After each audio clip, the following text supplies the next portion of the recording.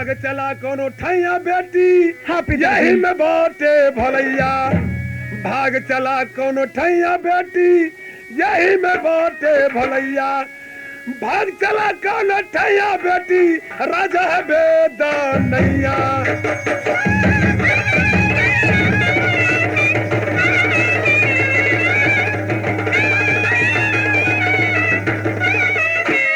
बेटी चांद कुमारी हाँ बापू यहाँ राजा पापी है प्रजा पापी है कुटनी दैया आयर राजा भी बेदनैया है यहाँ रहने लायक नहीं है ठीक यहाँ है से बापू। बेटी रात का सामला है चला आगे बेटा ताराचंद स्कूल में पढ़त हुई उनका धक चल जो दूसरा राज में भीख मांगे। ठीक बा बापू चल चल जाए यहाँ से यहाँ के सुना ए मेरी बापू। हो बात भैया के आवाज बा सुना मेरी हो बेटी चांद कुमारी हाँ बापू ए भैया का आवाज बा आहो कहाँ के बादाम पीता कैले बा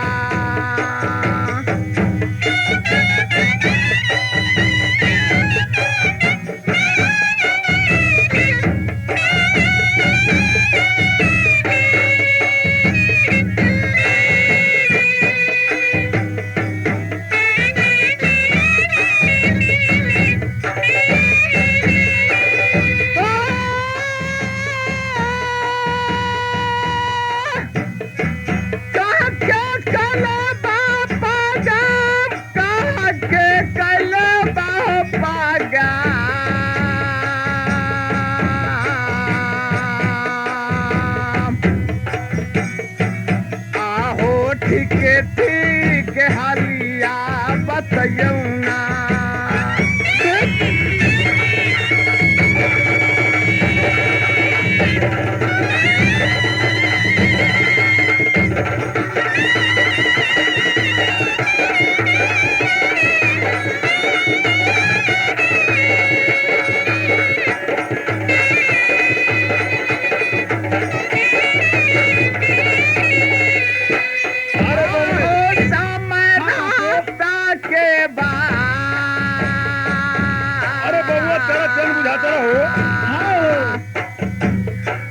आहो बेटी जबान संग में लेके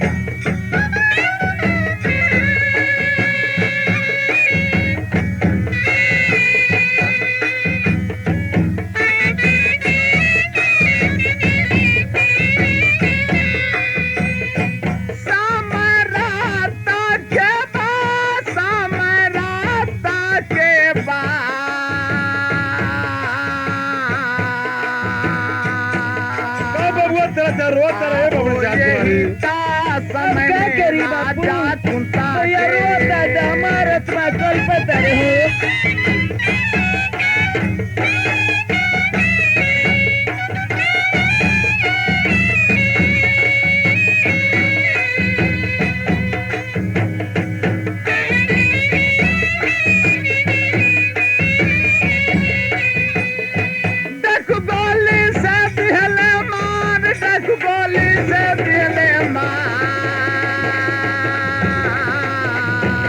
आहो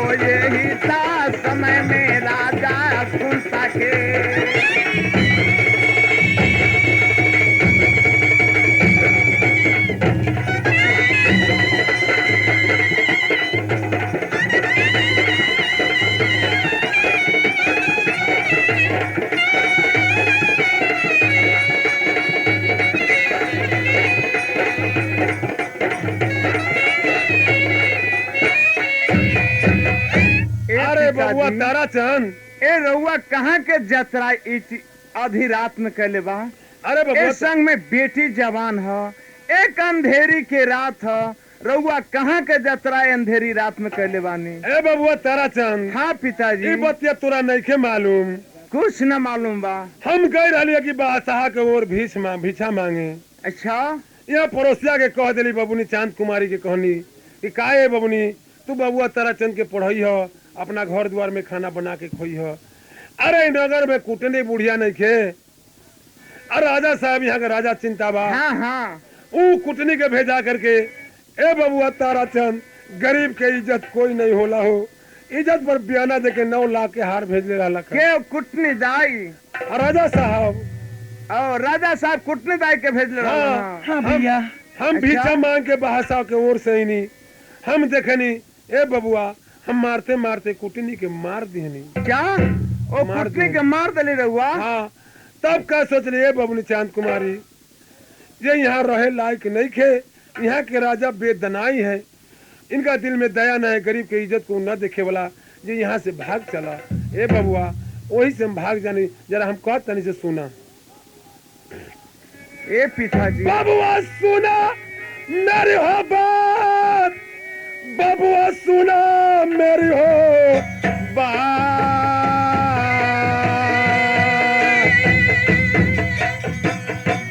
आओ गरीबा के इज्जत कोई इज्जत नहीं के।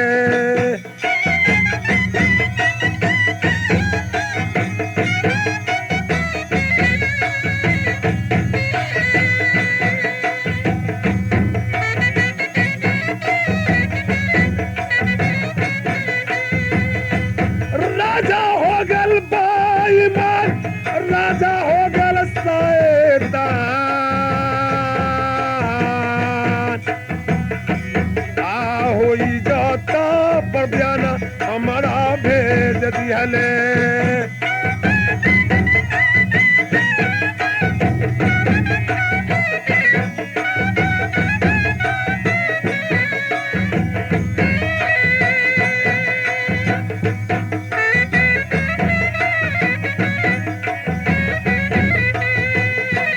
बेटा भाग चलाया, बेटा भाग चलाया। दूसरे नगर में भीख मांग खाई।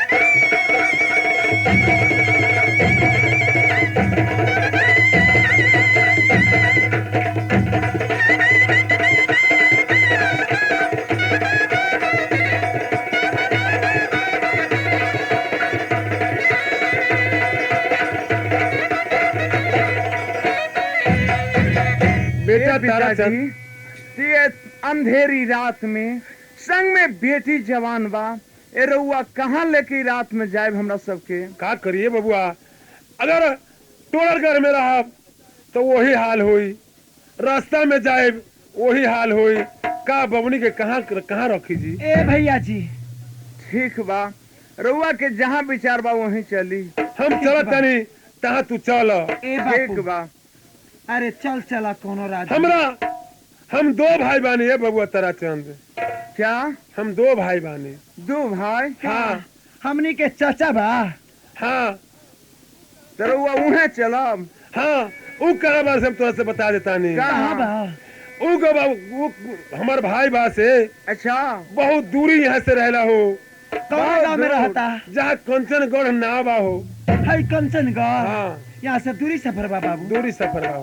ठीक बा, चली। अब बबुआ सुना मेरी हो बात, बबुआ सुना मेरी हो बात। आओ बाबू दूगो माई के रहना।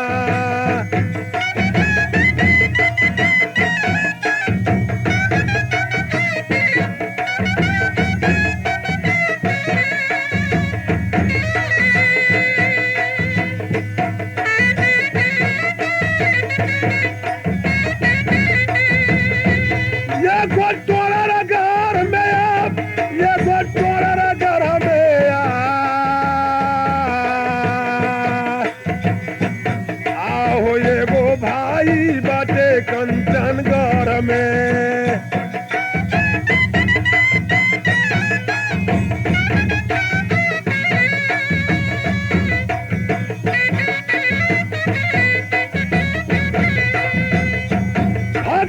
कंचन घर में आप भाग कंचन घर में आ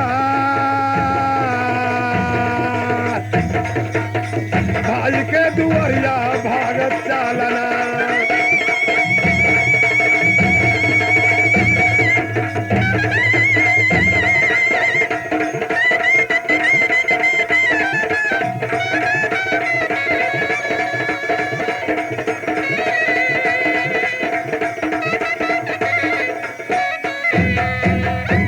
ए पटकनर का रे एगो बात कही अरे कोई हमरो ऐसने एक बेर हाँ हम बड़ा लट गईली काहे रे पड़ोसिया पड़ोसिया कहलक ए भाई बड़ा लट गईला है ना तो तू अपना ससुराल चल जा तो हम ससुराल गईली ना हाँ तो हमार सास हमरा देखलक बड़ा दुबला पतला का तो रे एगो भैंस देलक। अरे तोरा भैंसी मिलल हो हाँ भैंस मिलल। का कहला भैंस लेके अवत रहली कि भैंस के खून दूध खाए तो मोटा जाए। ठीक बा। अबते अबते भैंस तो गोयरे में भी सूख गई।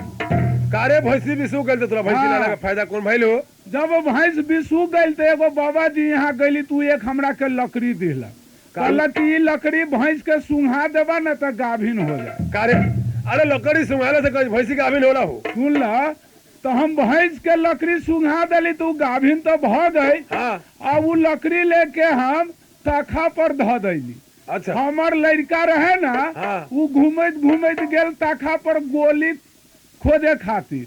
जब उ लकड़ी गिर गई तो उठा के सूंघलक ना तब हमर लड़का गाभिन भ गई। दूरे बुरबा कह गए तोरा काम सब खराब हो गेल हो अब दिन पर दिन ओकर चुतरा सुटकल जाइत रहे अब पेट निकलल जाइत रहे। हम कहली दादा एकरा कौन बीमारी भ गई हो पंधुदुर न तो हो गई। हम कहली रे ई कौन भइल तो है लकड़ीवा के सूंघली ना तेना भ गई। तो अब क्या कही अब भैंस गाभिन हमर बेटा गाभिन हम लकड़ी के छुए गेली नु तो हमहू गाभिन। अरे तो अभी कैसे होई हो अब की कैली पिता के वही लकड़ी के लेके आ इंडा में गिरा दी। ठीक है इंडा में गिरा देली तो वही इंडा के पूरा गांव पानी पियत रहे। हाँ पहले के जमाना में कोई इंडिया रहा हो अब इंडा में से पूरा गांव पानी पीलक ना तो हमार बेटा गाभिन हमर बह गाभिन हम गाभिन पूरा गांव गाभिन। दूरे बुरबा कहे के अब पूरा गांव मिल के हमरा पर केस कर देलक। अब पंचायत बैठा देलक भाई सबके पंधुदुर छोड़ाबा न तो तोरा पर हम केस कर दे। हाँ 307 के मुदाले में भेज दे। अरे तू बुरबा कह गेला हो हम कहली है दादा अब डॉक्टर साहब के बुला के लैली सबके पंधुदुर ठीक करेला। अब डॉक्टर साहब कहलक के भाई हमरा प्यास लागल बा पहले एक गिलास पानी पियाबा। पानी तो वही इंडा में के रहे। अब डॉक्टर साहब पानी पी लेलक। अब हमर बेटा गाभिन हमर बहू गाभिन हम गाभिन पूरा गांव गाभिन। अब डॉक्टरों साहब गाभिन। अब डॉक्टर साहब कहलक नहीं मारो ई बेहुदा पर केस करो। अब डॉक्टर साहब हमरा पर FIR लॉन्च कर देलक। अब तुरंत आयल दरोगा जी हमरा के पकड़े। अब हम बड़ा कलपली तो दरोगा जी कहलक कि हाँ ठीक है एगो मुर्गा खियावा। अब मुर्गा के मीठ आ बासमती चावल के भात बनैली मत पानी तो वही इंडा में के रहे। तब का भाई हमर बेटा गाभिन हमर बह गाभिन हम गाभिन पूरा गांव गाभिन डॉक्टर गाभिन अब थाना स्टाफो गाभिन। अरे तो अभी कैसे होई हो अब पूरा अब थाना स्टाफ कहता अब तोरा के हम बांध के चालान कर देब ना तो हमरो पेट निकल के बनेरी में सटल जाला। अब की करी फेन गेली ओई बाबा के पास फेन एगो लकड़ी दिलक सबके सूंघाइली तो पंधुदुर ठीक भइल। ठीक बा हम जाते हैं भाई के द्वार पर। अब यहाँ से चले के बा अल्लाह मालिक तू देखा हमन के गातिया अल्लाह मालिक तू देखा।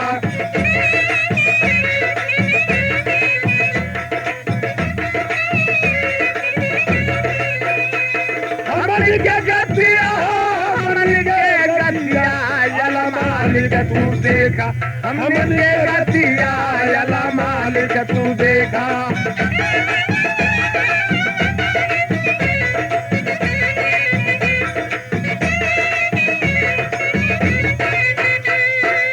नबी रसूल मला के हुसैन जयन भूल नबी रसूल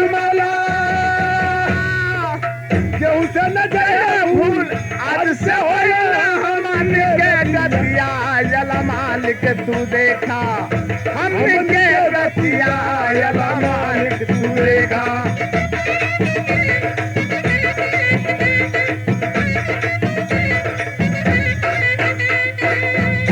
ए चाचा अब यहाँ से कहाँ जाइबा हो? अरे चला भाई कंचन घर में हमारे भाई झांझू राजा बाहू। हाय भाई अब हमनी यहाँ से भगते भगते कहाँ चलैली तो सिधुआ ननकार तो चल अली। सिधुआ ननकार केकरा यहाँ अली है तो लक्ष्मी माझी यहाँ। आ हम जहाँ जाला तो लक्ष्मी माझी का शुक्रिया वादा मनावेला। कैसे तो जौन 8वीं में गईली नाचे तो हमनी भर राते भर दिन नचली। अब 7200 के साटा रहला सा यही जन्म 8वीं में पैसा तो दे दिलक। आ 8 बजे हमनी के विदा क दिलक आ कुछियो न खाला दिलक। हम कहलिए भाई हमनी के नाश्तो दे दा तो उ चूड़ा लाइल तो तीते कहलक 60 गो रुपया दे दे हम। आ हमरा मालिक के वो 60 गो रुपया न दिलक। तो हम जहाँ जाला तहाँ उनका के लक्ष्मी भाई के शुक्रिया वादा मनावेला। कैसे तो नून बेचू तून में तो नून बेचू तून में आ तमाकुल बेचू हारी में नून बेचू तून में।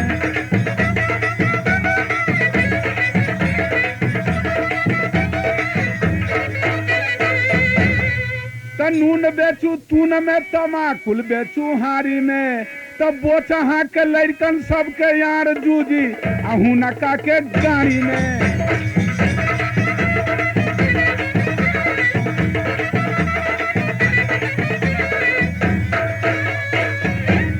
तब बोछा के लड़कन के आर जुदी किनका गाड़ी में है तो नून बेचू तून में तमाकुल बेचू हारी में।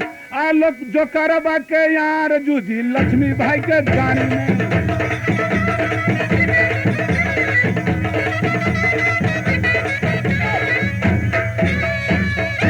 ए बबुआ ताराचंद। हाँ पिताजी।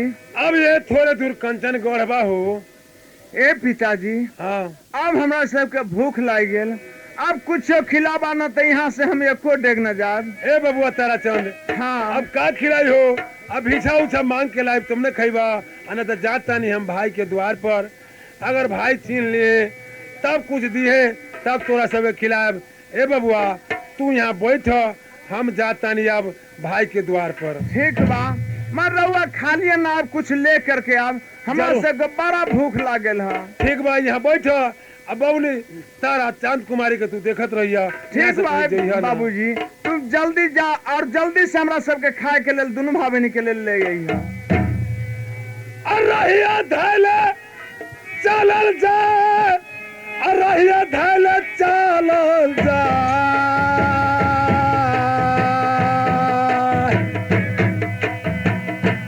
आओ भाई के द्वार पर हम जात बानी।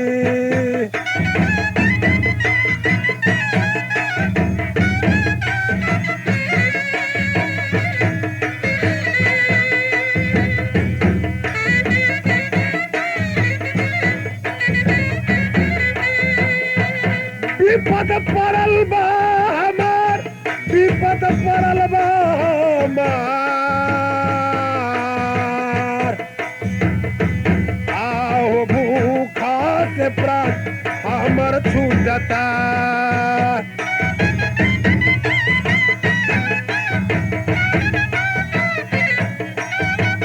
आए भगवान भाई चिन्हत कि ना चिन्हे।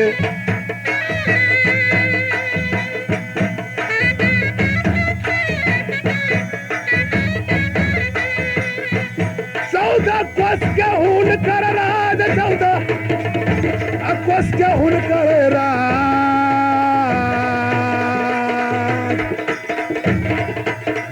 गौरी बन के जाता नी दुआरा पर।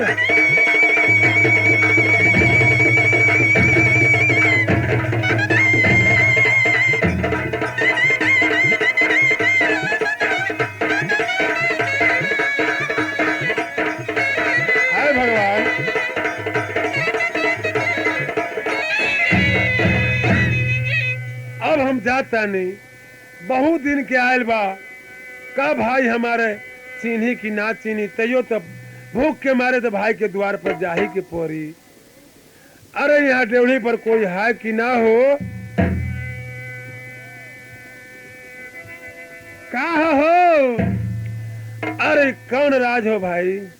कौन? यह कंचनगढ़ बा हो? हाँ हो। का तू भैया। कौन? तू कौन बाड़ी हो? हम यहाँ के है सिपलारी। तू सिपाही बाड़ा? हाँ सिपलारी बाबू है हम। का रे सिपलाही बाबू तो हम ना समझेला हो। अरे नहीं के बुझला, हम सिपाही के छोटका बाबू, हम सिपलारी हैं।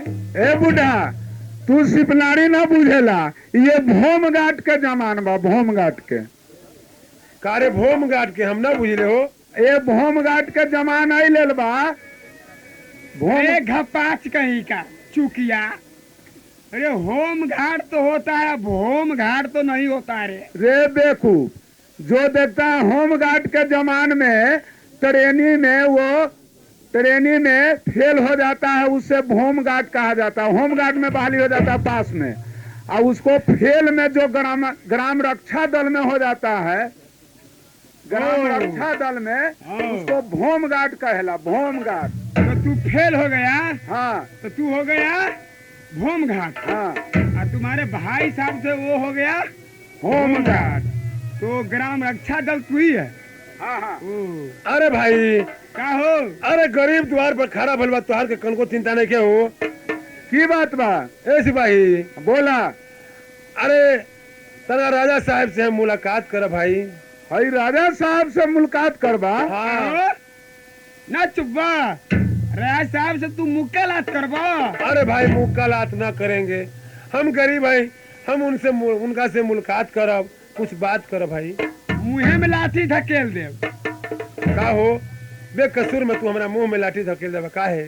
ठीक है, हम जाकर राजा साहब का कहते हैं, इसको दे भस भस महत्ता है बेहुदा का, आ कहता है यहाँ का राजा साहब से अरे भेंट सिपाही करें। जी, क्या बात अरे है?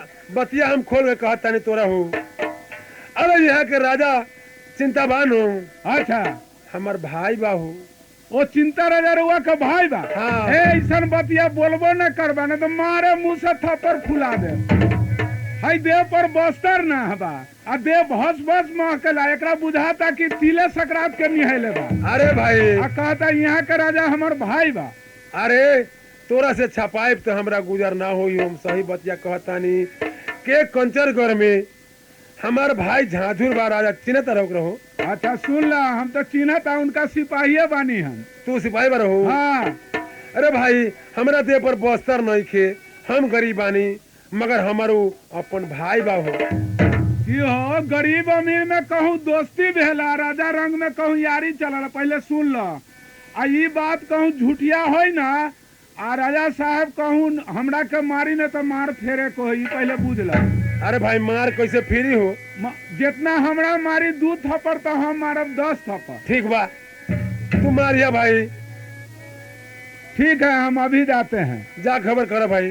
तो भाई जी मेरा चना बनाई उड़, उसमें जोरा बत्ती बुल टूट गया, हबरे के पुल उस पर बन गया स्कूल, और लड़का पढ़ने लगा बिल्कुल, लड़का एक अक्षर गया भूल, मास्टर कस के मारा दुरूल, लड़का भाग गया बिल्कुल, आ खाली पड़ गया स्कूल, लया पर बन गया से मारिया पुल। चना जोर गरम, चना जोर गरम, भौजी भूरुकवा उगलौगे, चना जोर गरम।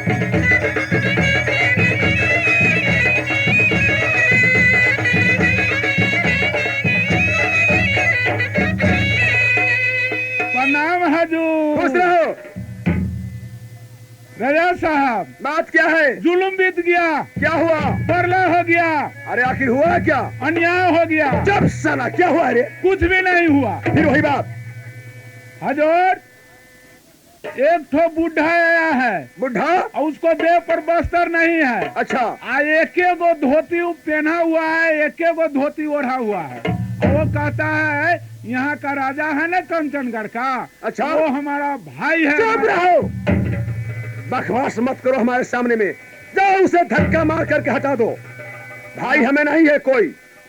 अहाँ तो अते जोर से बोले छी कि हमरा सूट काये दे, अते जोर से बोले छी कि हमर प्राण निकल के रोड पर घूमे लगैया। सुन लो कान खोल करके। अच्छा ये झांझू राजा भाई में अकेला है, समझा? अच्छा। जाओ उसे धक्का मार करके भगाओ। ए बुढ़ा, का भाई?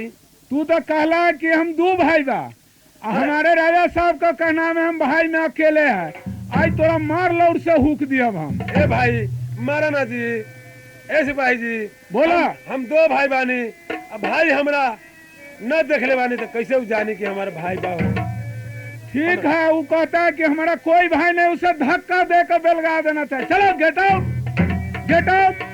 अरे सिपाही, अरे तू जा करके हमारा भाई से कहा कि वो बूढ़ा मिले के खातिर खार भइल बा हो, हमरा इससे मिलिए, हम सारा हाल उनका कहब तब न राजी बाजी हो। ए राजा साहब, क्या है? ओ बूढ़ा क्या कहते हैं क्या?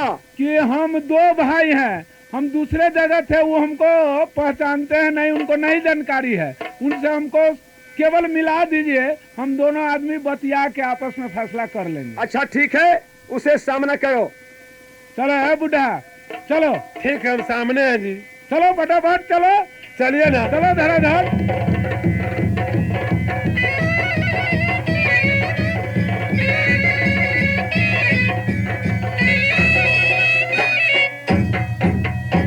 छिया छिया छिया छिया छिया, देखिए तो इसे दे पर बस्तर नहीं है, ये झांझू राजा से ये भाई का रिश्ता, ये हिस्सा बंटवारा करने के लिए, ये भाई का रिश्ता लगाने के लिए पहुंचा है यहाँ। हाय भगवान। सिपाही जी हजूर। हटाओ, इसे धक्का मार कर हटाओ, हटाओ यहाँ से। चलो get up. This 5 this 50 hi this भगवान, 5 गरीब टू में कोई सीट बाय चिन्हता लवर ना लवर। हो। सोना जी, हम कहता नहीं दे पर तो ठीक है, हमरा बस्तर नहीं खे, गरीब बानी, 7 रोज खायला हो गल भाई। अब भाई सुना मेरी हो बात, भाई सुना मेरी हो बात, आओ झुकी पारना भाई करतनी।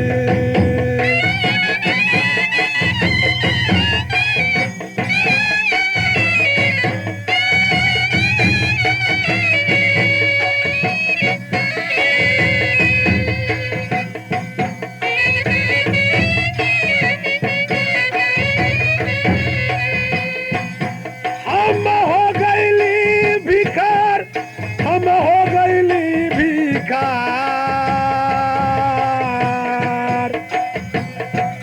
आओ तुहारा करम में दौलत लिखल बा।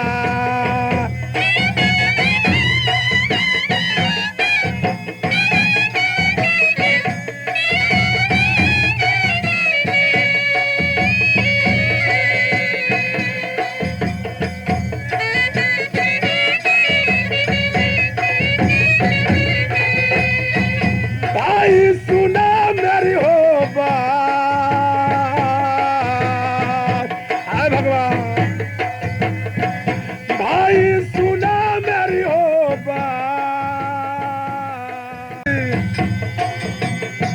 घर से चिन्हा तू हमार,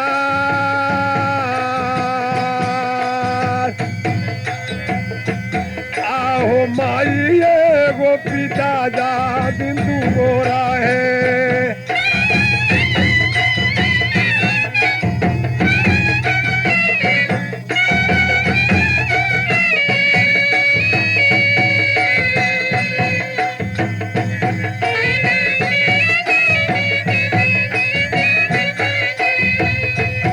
पूरा तोरा घर में आ, हम थी तोरा घर में आ,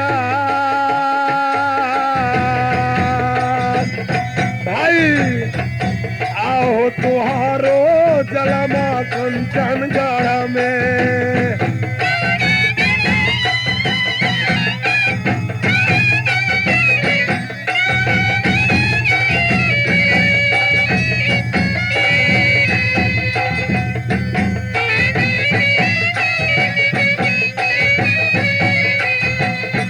दिल से करा पहचान, दिल से करा पहचान,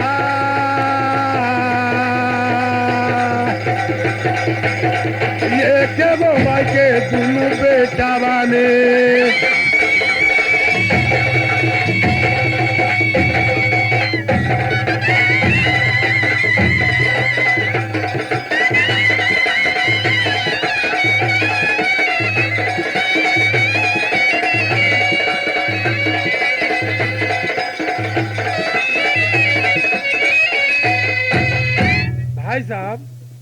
सिपाही, जी हजूर। एक क्या बोला है? एक कहता है कि हम दोनों भाई हैं, मेरा माँ एक और बाप दो है, मगर एक ही कोख से हम हैं। एक कैसे मैं समझूंगा? क्या बुढ़वा, हाँ सुन लो, तू हमारे मालिक के राज बतवाने के लिए तुम ऐसा बात बोलता है रे चूतिया। ना ये भाई सिपाही जी, चुप रहो, इसी को कहा गया है डिस 5 डिस 50 डिस फीट भाट टू फीट भाई लवा लवा। चलो गेट आउट, नो लटपट। ए सिपाही जी, अरे जरा हमरा बात से बूझी हो। कुछ न बुझा। अरे हम कहता नहीं कि माई हमरा एगो रहे, पिता दूगो रहे। सुना तारा साहब, हम इसका सुनते हैं। बोली। हमर जन्म भल कहा टोड़रगढ़ में, हमरा भाई साहब के जन्म है पंचनगढ़ में। अच्छा, उनका भगवान कर्म में लिखल था, उनका 14 कोस के राज है भाई। हमरा भगवान भिखार बना दिले तो भीख मांग के खाता। सहारा के चलते हम सोचने कि भाई हमर धनवान बा, उनका द्वार पर जाए, हमरा गुजर कटा जाए रे भाई। ठीक है सिपाही, जी हजूर। महल में जाओ। अगर इनका न विश्वास है हमरा भाई के, तम एक बतिया कहत तनी रे बबुआ, उनसे वो समझ लिए हमर भाई। अब बबुआ सुना मेरी हो बात, अब भाई सुना मेरी हो बात। आओ मैया के बोला के तू समझ लिया।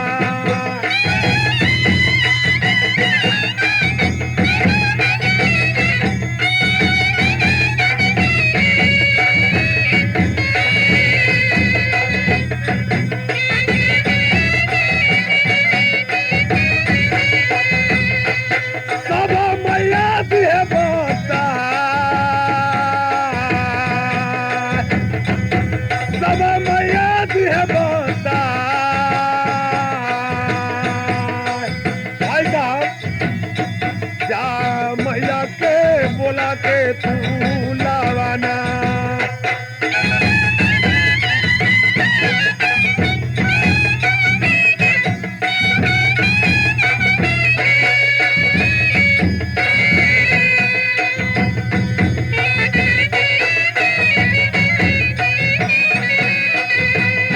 मैया दिए बतला, मैया दिए बतला।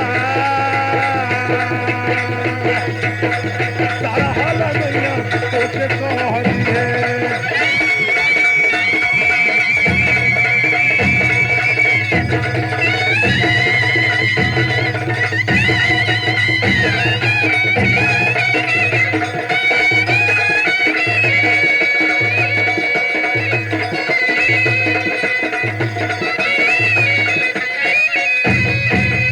ए सिपाही जी, की बात बा हो? राजा साहब के न विश्वास बा तो कहे कि माई के बुला करके आओ अपना सब समझ लिए।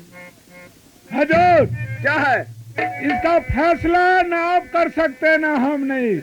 वो बुढ़ी मालकिनी है, अच्छा, उनको बुला के उन्हीं से पूछा जाए हजूर। ठीक है, तुमने महल के पास चले जाओ और मेरे माँ को बुला करके ले आओ। पाँव पड़ता नहीं मालकिनी। खुशी रहा बउआ। मालकिनी, हाँ, रउआ चली बंगला पर, राजा साहब का ऑर्डर बा कि माता जी के बुला के जल्दी ले अब। चला। चलो चलो जल्दी चलो। चला।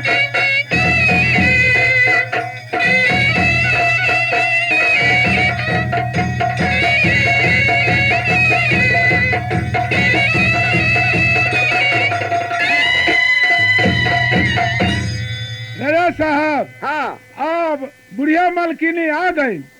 अच्छा, हम पूछ रहे हैं।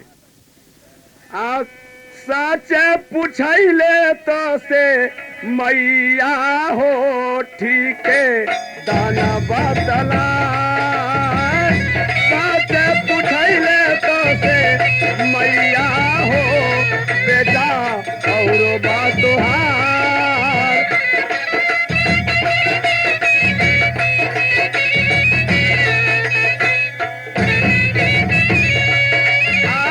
सच पूछले तो से मैया हो, बेटा और बात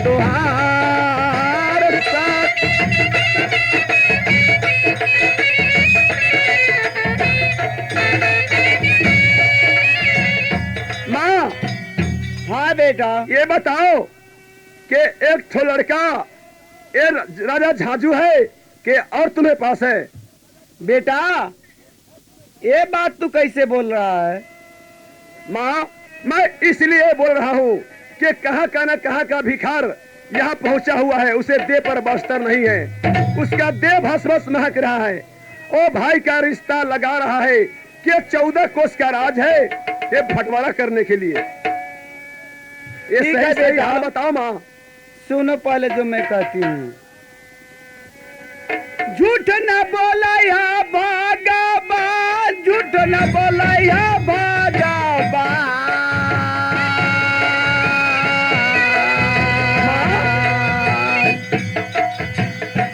आहो सही सही बतिया बोलैया।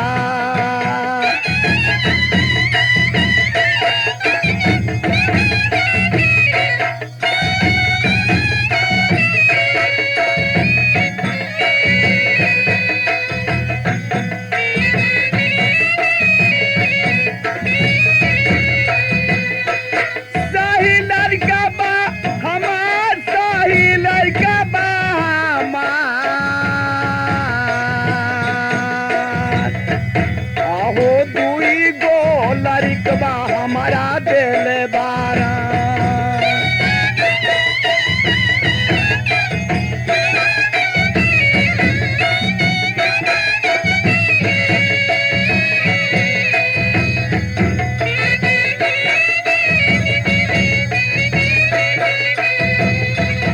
सही हलियादा बताए, सही हलियादा बताए।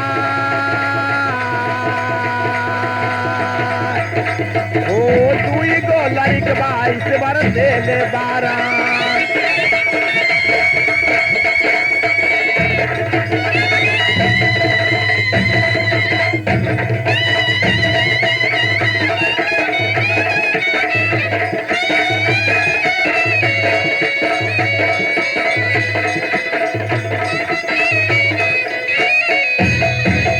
बेटा हाँ माँ।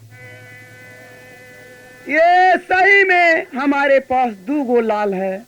2 लड़का है तुम्हें पास? हाँ, जो कि एक लड़का कहा रहता है टोररगढ़ में, अच्छा उसको नाम है टिमकी मालिन, और एक लड़का तू है। और कैसे है? कैसे? बाबू 2 गो है और माँ एक है तुम्हारे पास। पिता 2 हुआ और माँ 1। हाँ, और क्या? कैसे? वो जो तुम्हारा पिता था ना, अच्छा वो हाथी के चारा काटने के लिए गया था, तो उसको हाथ कट गया, अच्छा इसीलिए वहाँ पर मर गया। तो मैं वहाँ से यहाँ पर चली आई हूँ। माँ ये बताओ कि उसे पास कोई चिन्हासी है? जरूर है बेटा। बतलाओ तो कैसा चिन्हासी है?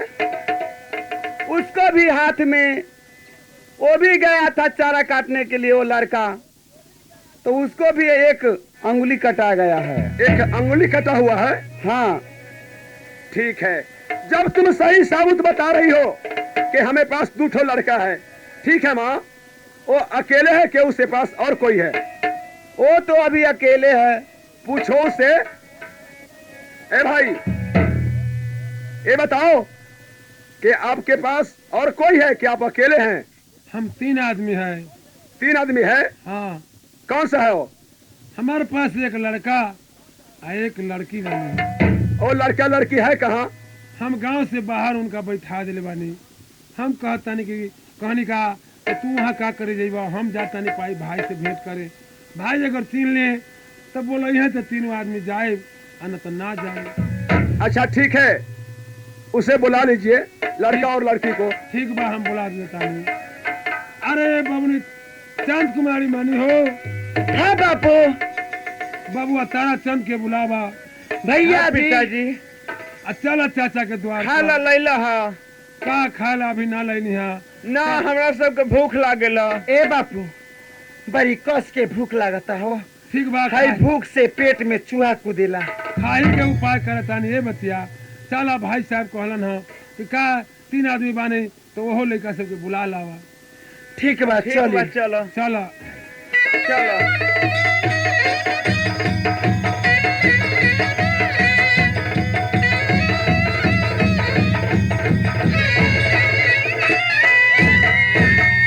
भाई जी क्या आ गया वो लोग? हाँ यही लड़का लड़की हमारे यही बानी। प्रणाम चाचा जी। खुश रहो, प्रणाम चाचा जी। खुश रहो।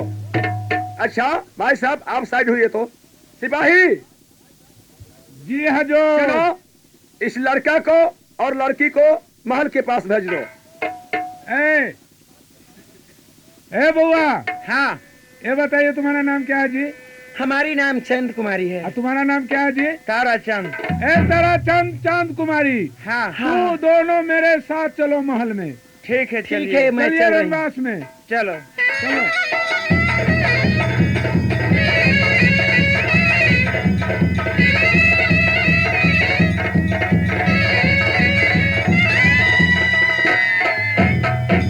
सिपाही जी हजूर। ये हमारा दोस्त कहाँ का है?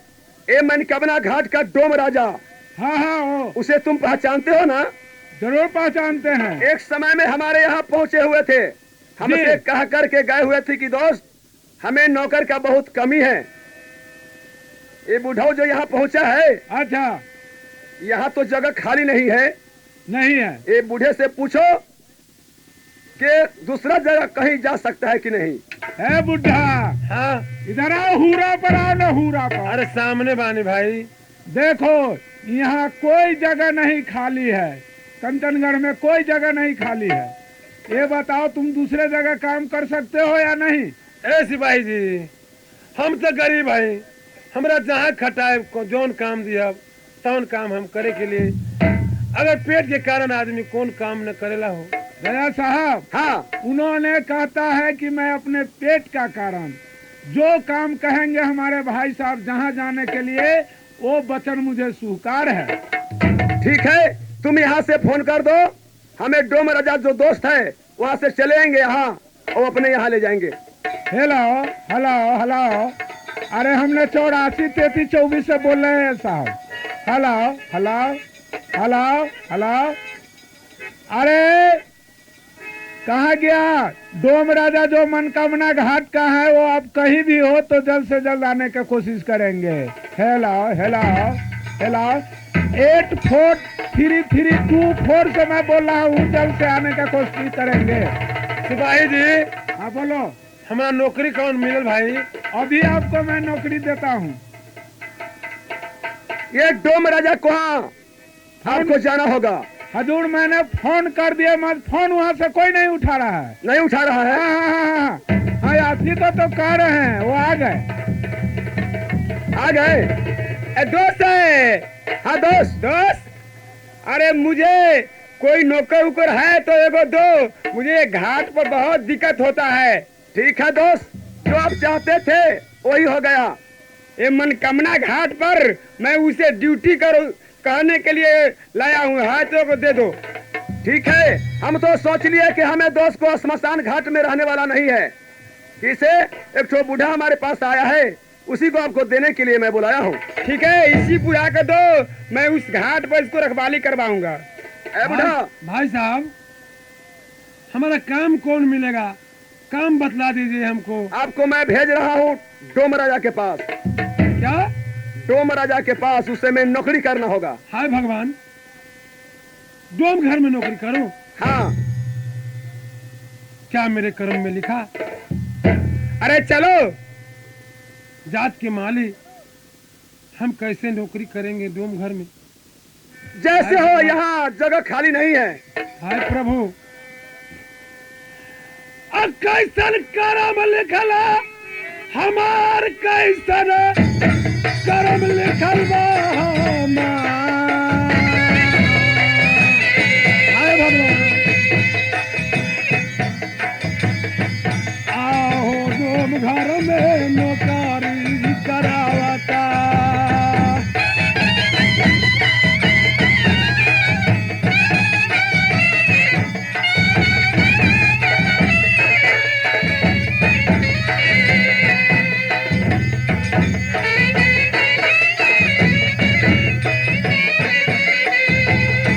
कैसन विपत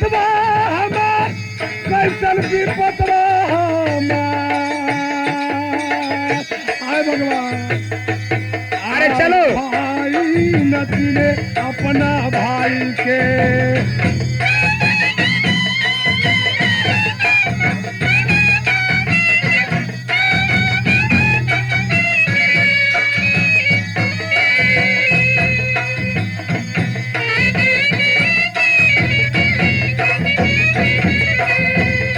भाई सुना हो हमार,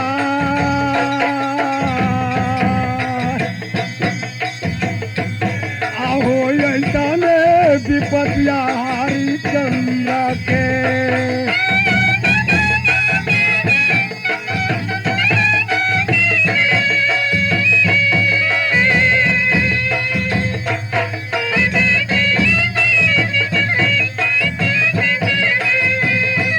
पाकल मछरी जल जाए, पाकल मछरी जल जाए,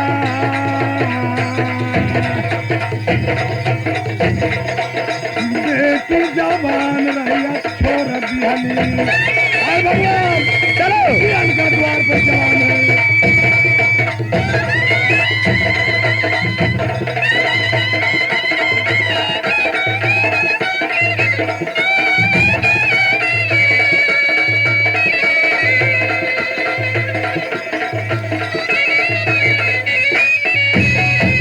हाय भगवान, भाई हमरा डोम घर नौकरी भेज दिलन, एक बेटी जवान दूसरा के द्वार पर हम छोड़ के जात तानी। हाय भगवान, एक गवाही तोरा धरत तानी, हमरा चाप राजा साहब के निमक पानी खात तानी, उनका वचन के हमरा निभावे के पड़त। हम अब यहाँ से चलत तानी मनकामना घाट, राजा डोम राजा के घर में नौकरी करब, डोमे के यहाँ खाना खाए के पड़ी। हाय भगवान। ए बूढ़ा, रोने धोने से काम नहीं चलेगा, चलो हमारा घाट है, वो सुना कार है, चलो जल्द चलो। ए भाई, हम तो चलबे करब, मगर हमरा घड़ी घड़ी पर याद आवेला हो, काहे कि हमर लड़की जवान बा, हम यहाँ से जात तानी, का होई ना होई। हाय भगवान, अब तोहरा बस में पड़ गली तो हमरा तो जाए के पड़ी। अरे ये मुंह माया छोड़ो और हमारे साथ चलो। चलत तानी भाई, काहे घबरातानी हो, अब तो हमरा ड्यूटी बजावे के पड़ी। अरे हमारे दोस्त हमारे हवाले कर दिया है, जो मैं कहूंगा वही करना पड़ेगा तुमको, चलो। अब भगवान रहुए बानिया, अब भगवान रहुए बानिया, आहो तोहरे गवाही बूढ़ा धरतानी।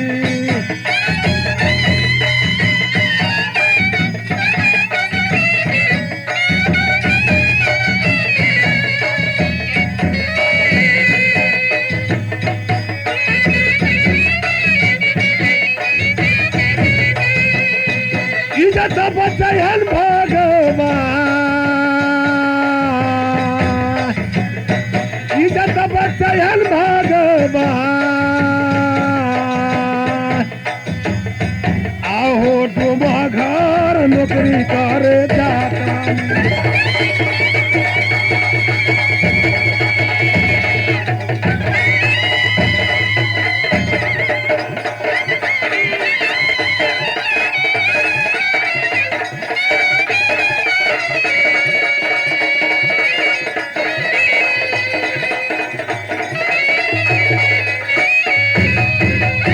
भाई का हो, चलो भाई, अब तो हमारा भाई तहार साथ लगा दिला, तो हम तो चलबे कर भाई। चलो चलो। कहाँ है तुमको चला मालूम है? कहाँ?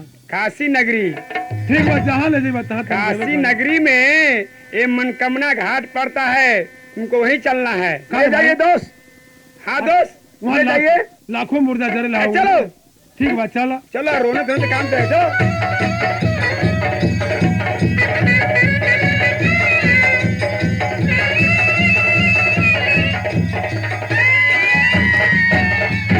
लड़का। हाँ चाचा जी। ये बताओ कि तुम्हारा नाम क्या है? ताराचंद। ताराचंद। हाँ। ये बताओ कि तुम्हें कमा करके खाना है कि बैठ करके? नहीं चाचा जी, हम कमा करके खाएंगे, बैठ करके नहीं खाएंगे। कमा करके खाओगे? हाँ। ठीक है, ये तुम्हारा ड्यूटी हुआ फुलवारी का। फुलवाड़ी का हाँ, फूल कमाना। फुलवाड़ी में जा करके फूल सींचना है और पानी पटाना है, यही सब काम करना है, खर तर उजाड़ करके फेंकना है। ठीक है चाचा जी, जरूर जाऊंगा। जाओ। पिता हम के बनवाला भिखारी,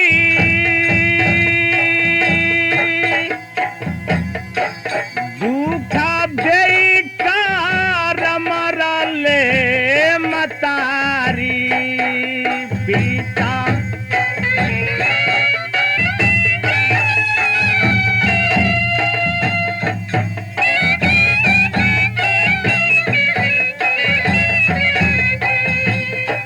पिता हम के बनवाला भिखारी, दुखा दे कार मरले मतारी।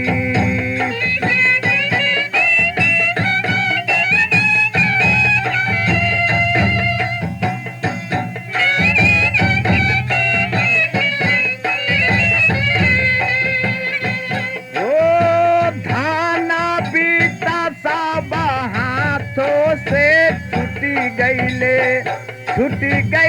से जाला तारी।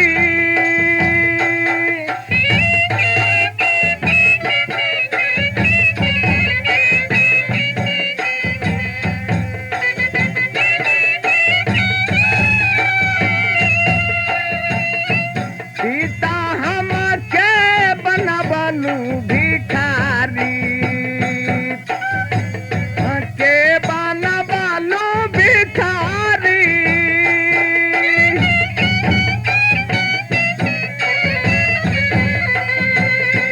ओ धाना बीता सब हाथों से छुटी गईले, छुट्टी गईले से जाला तारी। पिता हम के बनवलू भिखारी।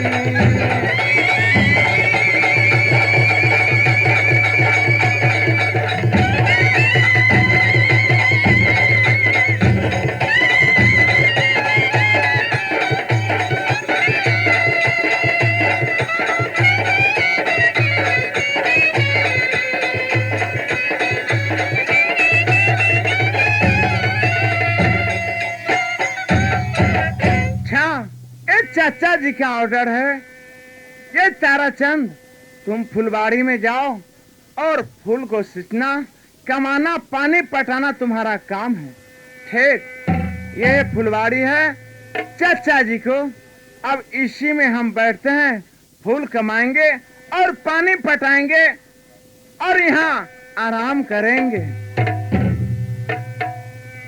हाय भगवान, ये बहुत मुसीबत हमको सर पर पड़ा। हाय ईश्वर,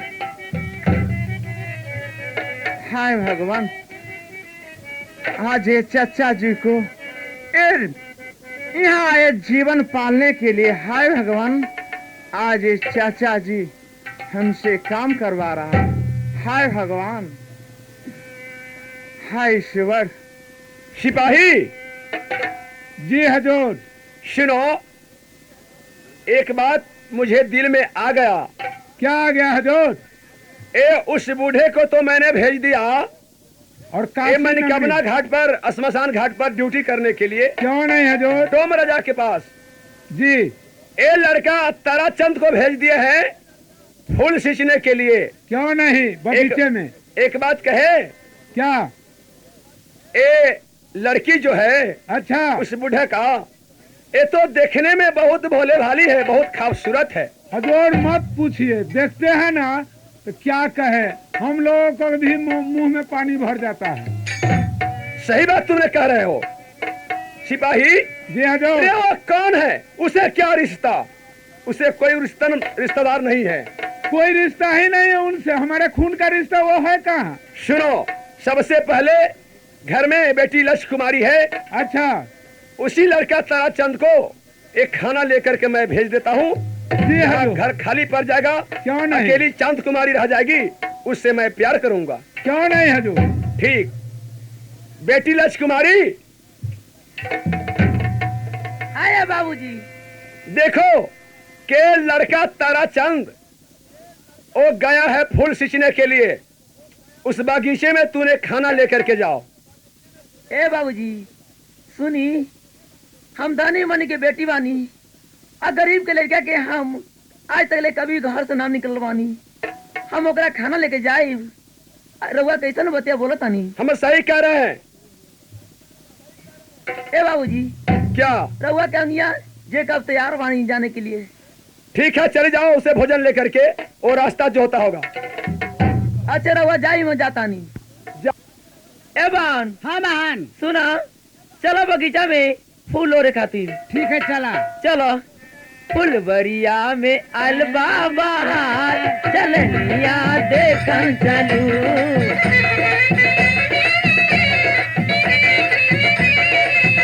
फुलवरिया में अलबा बहार, चलनिया देखन चलू।